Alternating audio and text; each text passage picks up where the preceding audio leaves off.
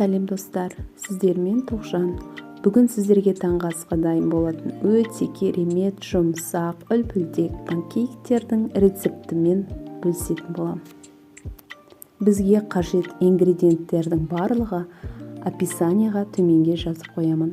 Бізге қажет ингредиенттер бұл жылы айран, ұн, қант, жұмыртқа, ас содасы, қопсытқыш және де сұйық май. Ең алдымен жылы айранға ас содасын салдым, жақсылап араластырамыз.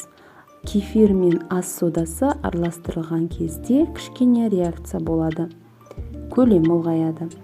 Бөлек ыдысқа жұмыртқамызды саламыз, үстіне қант салып жақсылап араластырамыз. Одан соң жылы кефирді үстіне құйып бірге араластыратын боламыз. Сосын сұйық майымызды құйып тағы да жақсылап араластырып аламыз.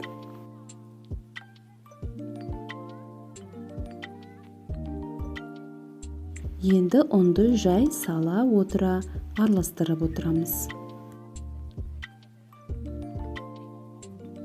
Содан қопсытқышымызды салып тағы да жақсылап араластырамыз.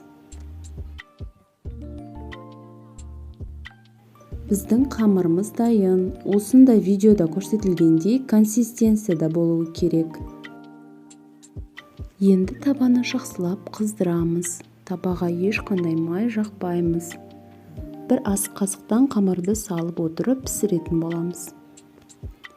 Қамырымызды баяу отта пісіретін боламыз. Мінекей біздің панкейкілеріміз оп-оңай дайындалады.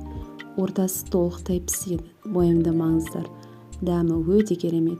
Менің ең сүйікті панкейкім. Енді сіздер жасап көріңіздер.